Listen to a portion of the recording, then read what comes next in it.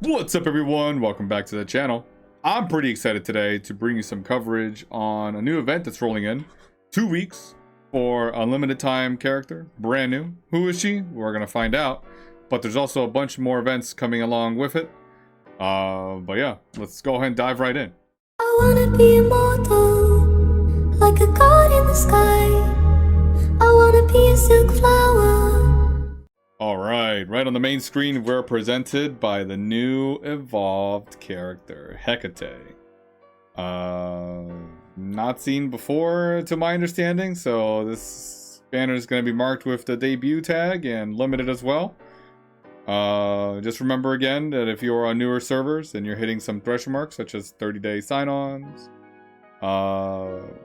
level 30, level 70, level 90, you can definitely DM the Discord manager for some codes. Race Clash starting up soon as well, looks like within the next hour, and we're going to Beastfolk. Excellent, I'm excited. As well as the Battle Pass for many folks also renewing, so it's gonna level up, get you some weapon tickets, fragments, especially those gems, and I don't know if this outfit box is even updated, but it is what it is. So yeah, here we are again. Let's immediately go take a look at our airdrop, because this is what we love, Rose Waltz. It's going to be open until August the 5th, Eastern Hemisphere time, which for me is going to be 2 Mondays from now. Yeah, so using rainbow tickets still.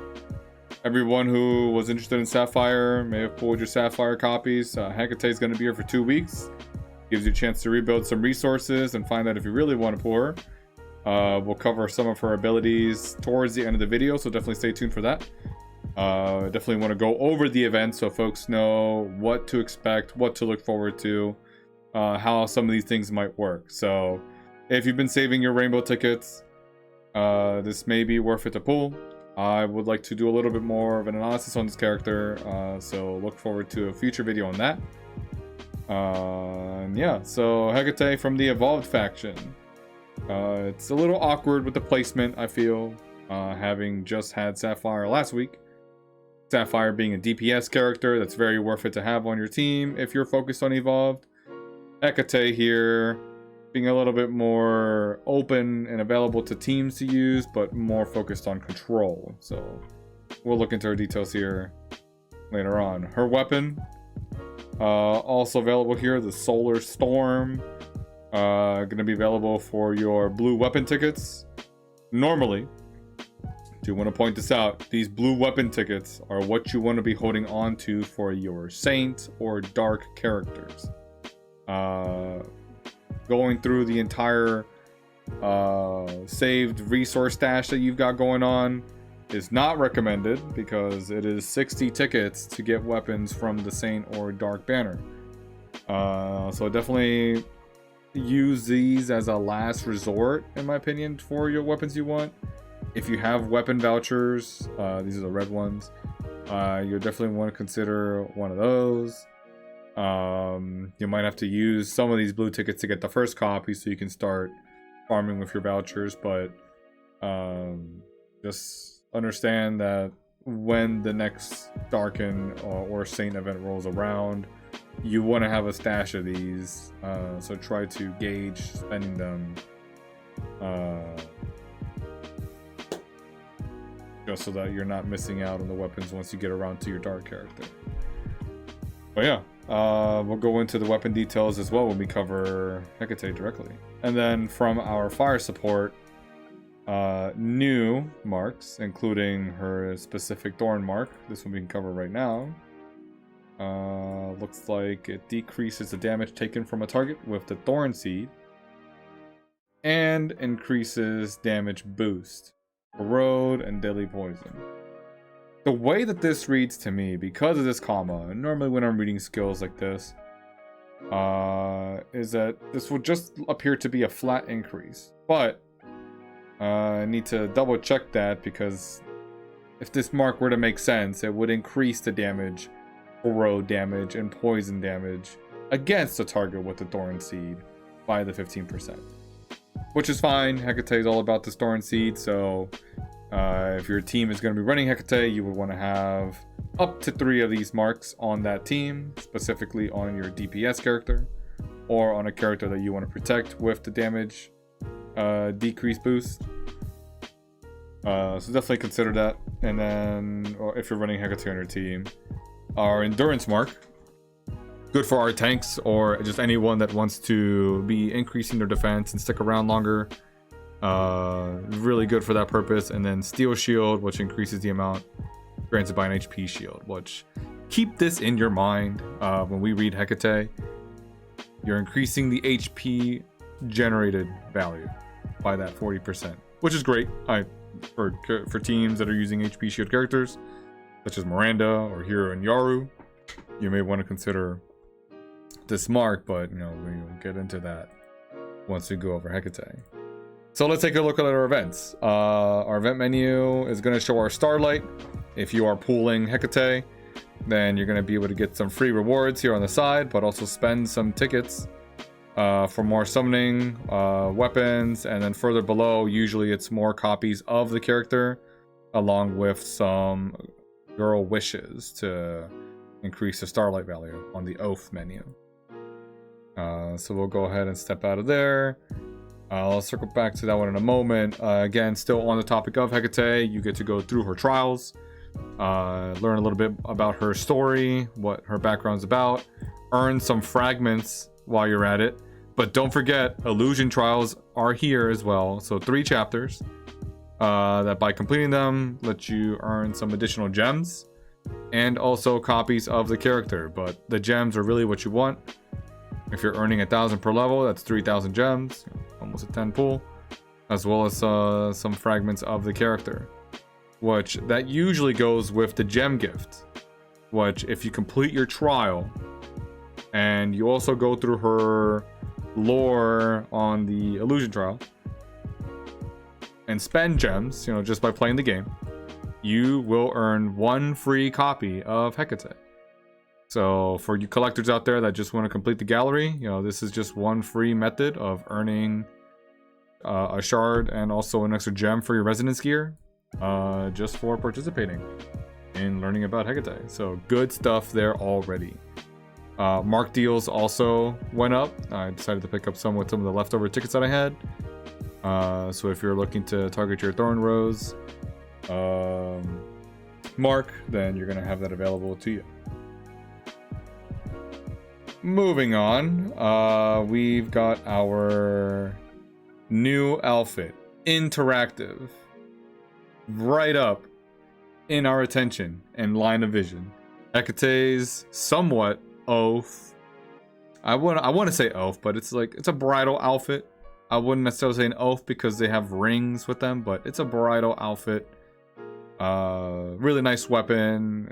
It's all up with excellent design, but you have the options of acquiring an interactive version of this outfit or a non-interactive that just looks as you see it on the screen, not able to do anything with it, but you have a button down here that will let you interact with it as like a demo.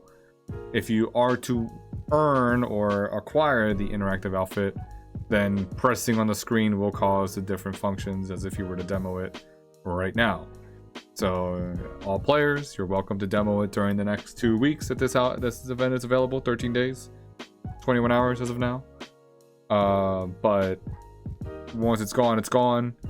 You have a couple of options here where you can exchange 180 of your outfit tickets just to pick up the non-interactive outfit. So definitely keep that in mind. Or 1,800 of the silks that you earn for drawing down here with your design tickets. You earn those by just making draws. Every 10 draws you make will earn you the 300. And because you need 1,800 to get the interactive skin, that means you would need to make at least 60 pools to get your maxed out if you're not lucky. But if you are lucky, as I've seen some people already be, you'll just draw your 10, And according to the information here, you are guaranteed a rare item or the grand prize after every 10 draws. So you will earn at the minimum 300 of the silks to go towards exchanging for Hecate's interactive outfit. You could also use those silks to get a blind box, which will just give you any of the 180 token outfits. I've seen some folks draw some for some of the previous limited characters or reruns. So you could see Striker, Sukumuye, you could see Odil, you could see Aurora. It's just going to be any characters that are usually SSR, but that would have outfits that you could purchase for 180 tickets. If you get one that you already got out of this blind box, it gets converted into outfit tickets, which you can keep spending down here for designer tickets to keep drawing towards either another blind box or Hecate's outfit. And then you have these items over here where you can earn R outfits or SR outfits for any girls that you want, but it is blind, so it's up to you. And then on this side, you can use tickets to exchange into the outfit design tickets that you need. Alright, this is just a surprise, it looks like, so you can get a couple of design tickets for this. I think the minimum has to be 10. Oh, it's a minimum of 20. Alright, that's pretty good, actually. If anyone has any leftover tickets and you don't want to spend your regular outfit tickets for that, you can definitely do that. So let's go ahead and use our free draw right here. I got some Mixorium Sand, so just some resources there. Pretty cool. So yeah, you have interactive animations, exclusive voices, and the login animation, which looks like as we opened up the screen to get into this, you just saw Hecate sort of caressing her weapon and outfit, welcoming you to the game. So pretty cool. We sometimes get these rolling around every now and then. It's just very good to emphasize that, since these interactive outfits are not as common. And our event for the week, for the next 6 days and 20 hours, is going to be Cube World, which by moving up on the grid, we can run into an enemy. It's going to present us with a team. We can select an assistant if you're just working on your team now and this team becomes a little too difficult to beat, and that'll start us a battle. All we have to do is just achieve the victory. So what I'll do here, I'll just use my Beastfolk team, go up against this mixture of what looks to be mechanics and evolved. You don't have to watch the whole fight, so just go ahead and skip it. We'll earn the victory and unlock the next boss fight. So here it's going to be a total of 3 fights per floor. So by moving up, I'll go ahead, we earn another target. So we need 3 humans to be on the team. If you need an extra human on here, you can definitely pick your aid menu. So I'll go ahead and hit start. I believe I had this sorted out by teams before. So what I did is I just developed some teams here, selecting here so I can switch between evolved, between human, between mechanic.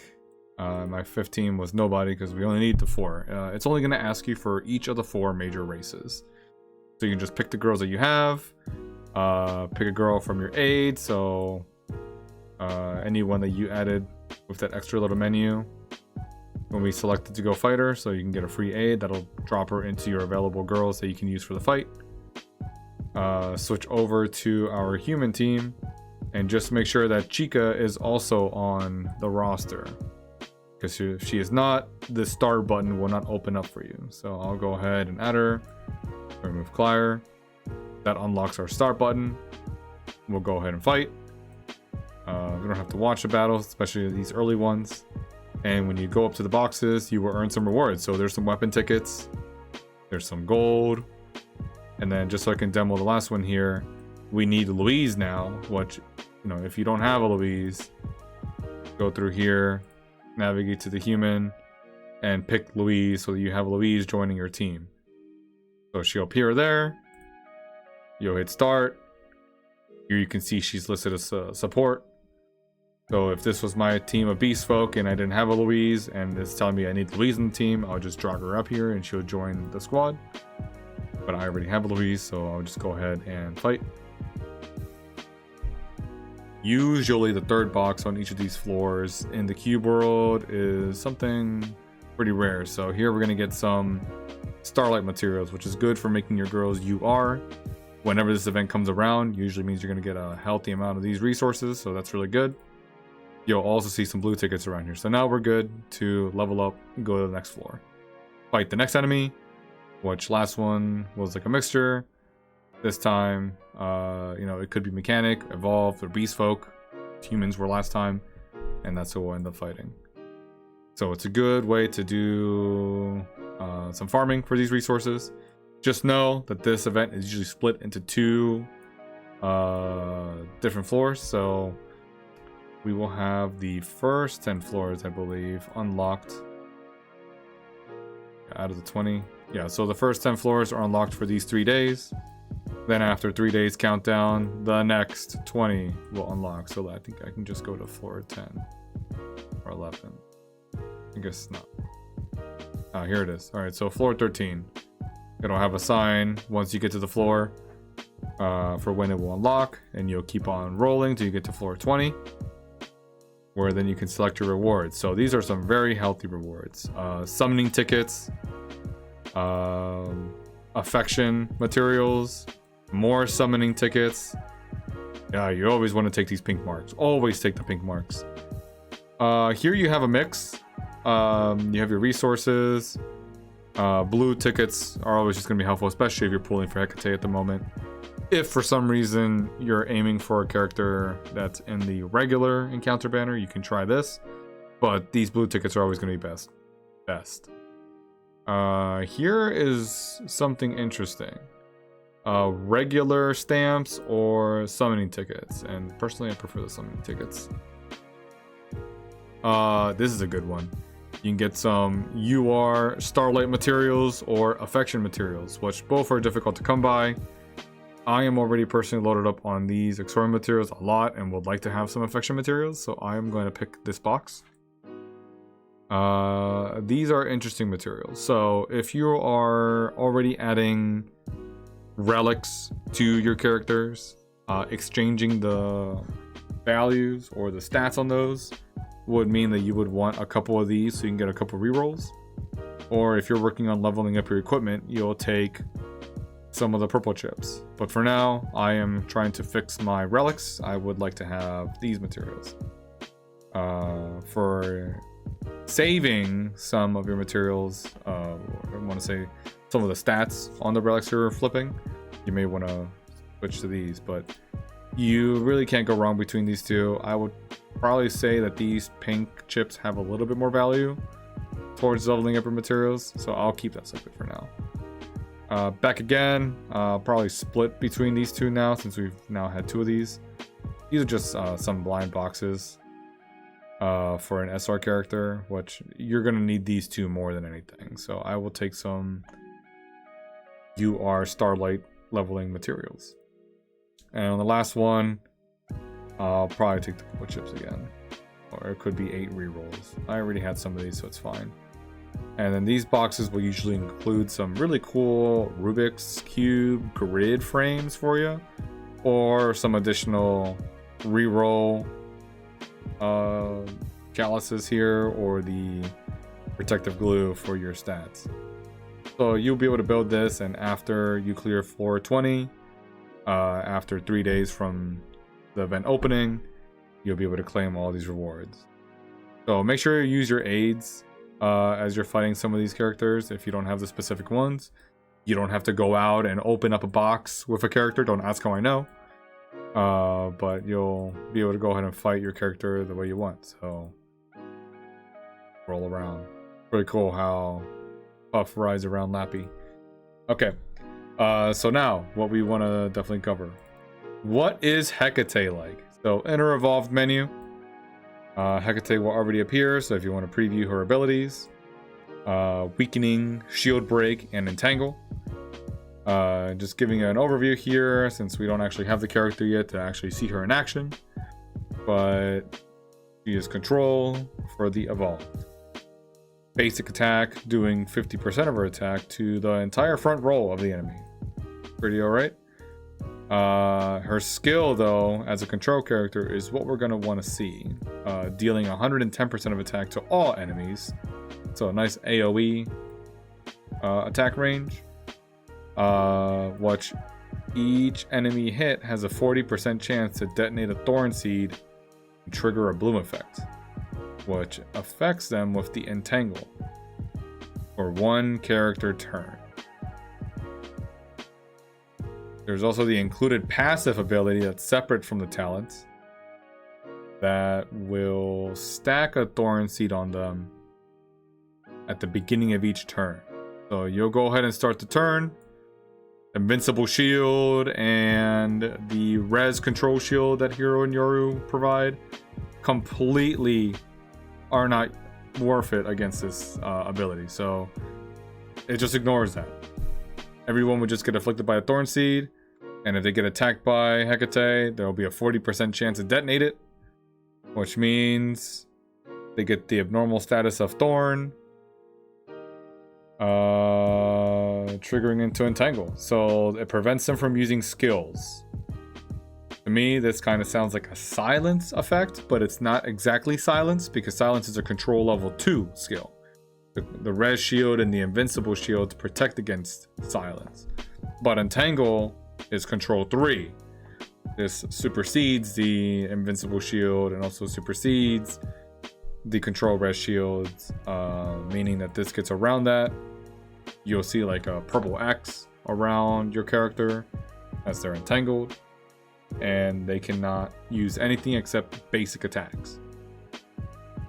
Which for some teams, they love their basic attacks, but from a perspective of a Beast Folk player, which mind you, I am a Beast Folk account, I need my skills, so having Hecate on the opponent's team is going to be a real tough time for me if I can't use my skills. Talents, the bloom effect trigger increases to 60%, which from this 40%, already just at getting her to 2 stars, you've basically boosted her up to what her control really wants to be doing. Just having a over 50% chance of detonating the entangle ability. Next, the usual second talent is just an extra energy point with some stat boosts. Her next talent, the Thorn Seed, getting a 10% debuff on their target. It's a damage boost for 2 turns. Okay, so they will lose 10% of the damage they can do. This is usually their direct damage. So indirect, like slashing a girl's HP that you usually find on like Pluton or Jewel, that is not affected by this. Just the direct damage that they would do with any of their damage boosts, attack, crit damage, that is affected by this. And also when affected by Control 2, up to 2 stacks, triggering once per turn. Okay, so yeah, you can go ahead and get your 2 stacks. That'll end up being a 20% debuff on the total damage that a girl's doing with her direct damage. So good. All right. So still not really boosting our team's ability to do anything, but now adding on to her ability to control the enemy team by both stopping them from performing active skills and also reducing the damage it can do if they have the Thorn Seed on them. Alright, yeah, I'm liking it so far. And then the debuff effect of Hecate's talent, increases duration by 1 turn.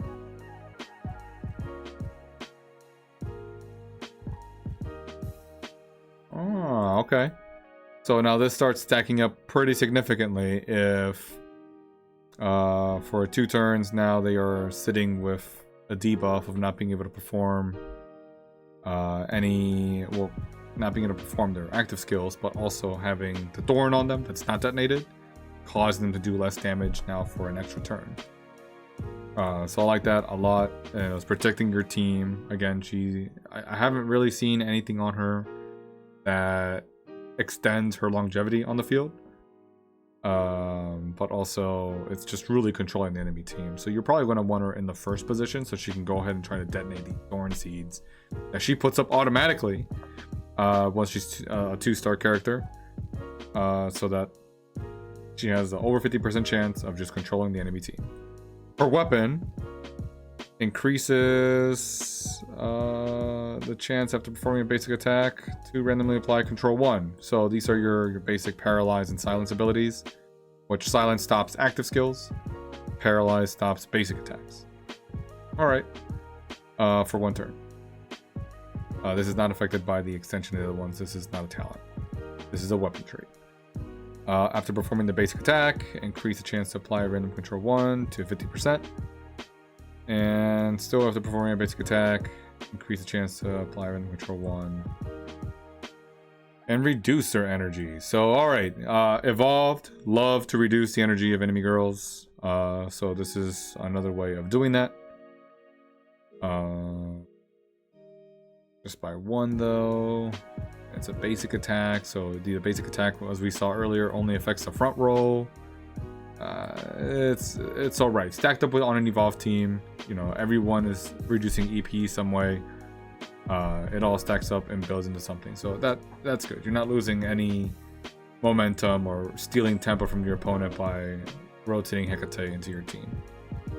The real one, though, after you reach your first oath level, is that after performing a basic attack, increase the number of randomly applying control 1 effect by 1.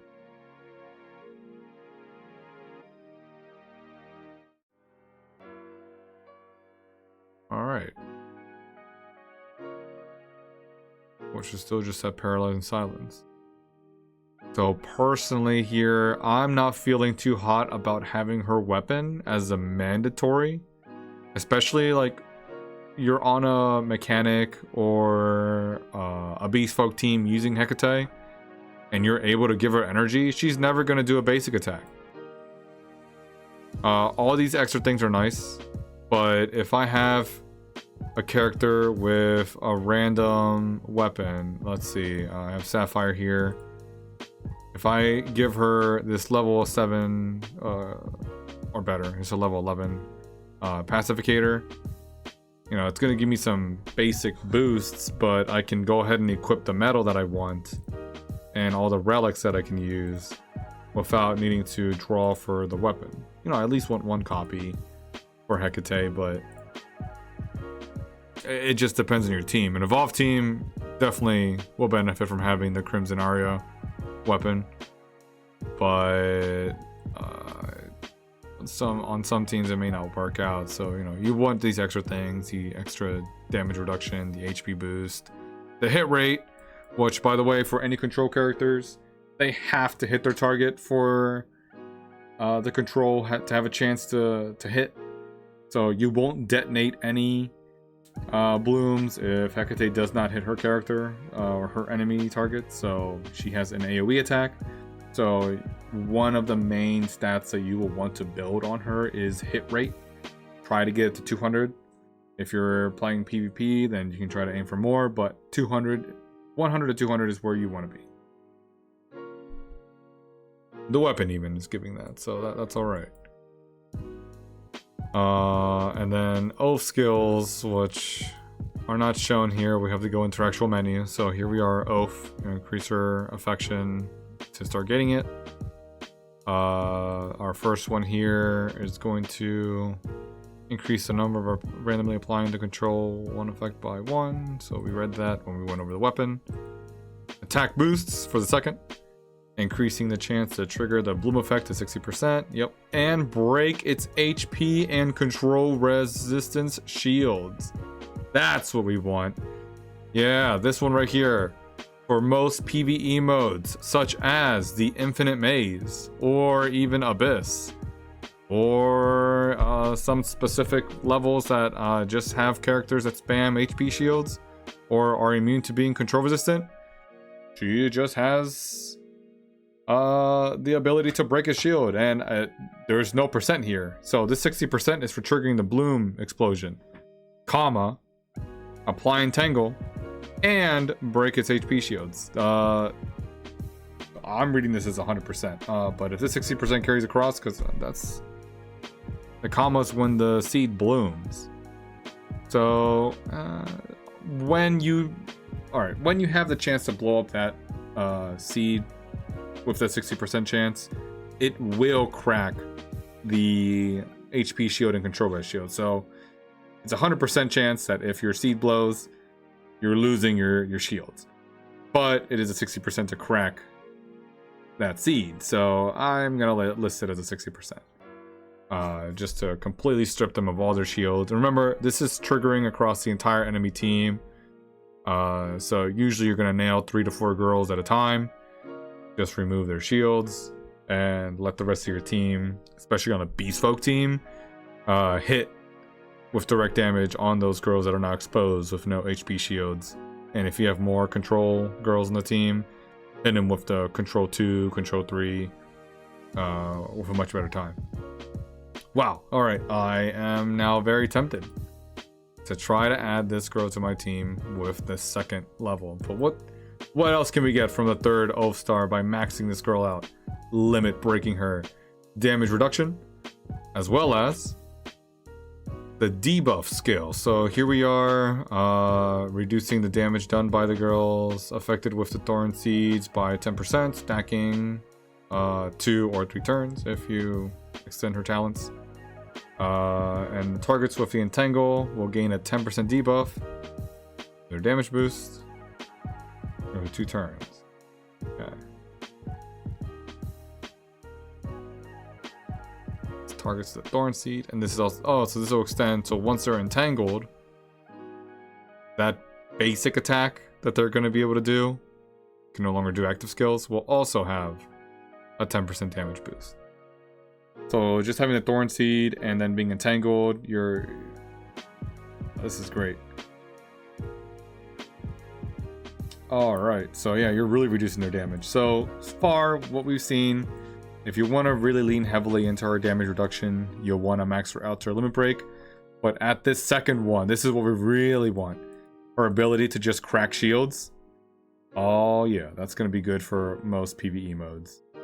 I'm going to be looking forward to that, and I'm going to see if anyone actually builds her before me, and see if she is able to help them climb some floors in the Infinite Maze or in the Abyss, because that is pretty brutal. I'm really liking what I'm seeing here with her ability to just prevent active skills, which even in PvE modes is really good at just making sure that your team sticks around longer. And that's how you should ultimately look at control characters. You're messing up their tempo so that if you're expecting to get hit by an Eve or a Cheryl on their 2nd or 3rd activation and you have Hecate lined up first, she's going to have a chance to just slap them with a Thorn Seed for free and have a 60% chance to just detonate it on it if you've leveled her up to her 1st talent, and just completely prevent them. You know, on beast folks, that's pretty critical. Against human teams, you know, you're stopping Hero and Yoru from deploying the HP shields or the resistance shields, so that your girls, if you have Mortar on your evolved team, can also try to stun the enemy front line. On a mechanic team and beast folk, again, you know, you're removing those shields and letting your direct damage characters like Zero or Eve do more damage, ignoring the shields. So this is definitely one to look forward to, and you know, I'm gonna have to think long and hard about this. Hecate herself, her design, you know, look at that smile, is already presenting herself with a really good skill set. You're gonna have to build around her a little bit, giving her marks that put damage reduction on her, because she doesn't have anything in her own kit to let her live aside from controlling the enemy team. And you also want to do hit rate, so that when she actually connects with an enemy, has a chance to detonate those Thorn Seeds, because if they dodge her, she's not going to do anything to them. And with hitting the entire enemy team, high hit rate is what you're going to want to look for. And then here you have your outfit. So Looks like they've added both of them here, which are exactly the same, but one is the interactive outfit. That when you select it on your screen, you can touch and do things with it. And then the non-interactive, which is the same thing, but like my Lappy and Puff outfit, just kind of sits in the background. The main one is not that bad either. And if you owe her, her little chibi art will change a little bit. So yeah, tell me what you folks are thinking. If Hecate is someone you would like to consider for your team, any thoughts you have about her kit or her layup? Do you actually want to build her weapon knowing that she has to do basic attacks? If you are running a mechanic or a beast folk team that can spam skills, or if you're just gonna want to save resources for a character.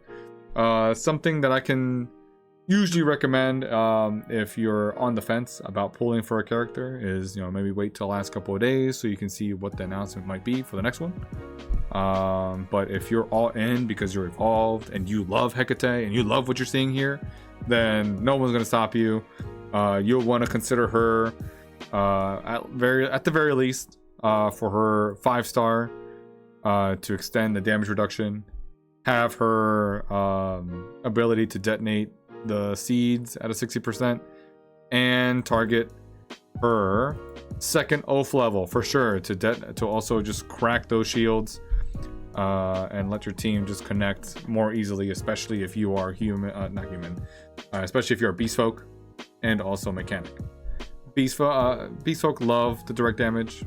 Humans can also do it, but they have a lot of the indirect damage as well, which is nice. So it's good for them, but it's usually your beast folk and mechanic teams that want to do the direct damage, especially Zero.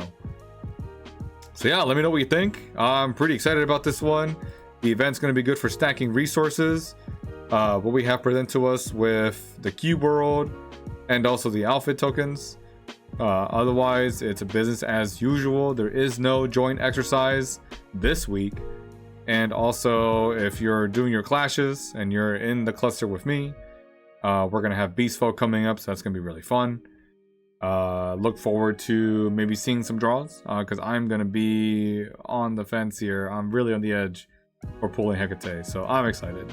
Let me know your thoughts. I do appreciate everyone for stopping in. You know, this was a bit of a longer video, but we have Hecate, and it's a 2-week-long event, so we're going to ride this one out. Thanks again, everyone. Happy pooling, happy gotcha, and I'll catch you on the next one.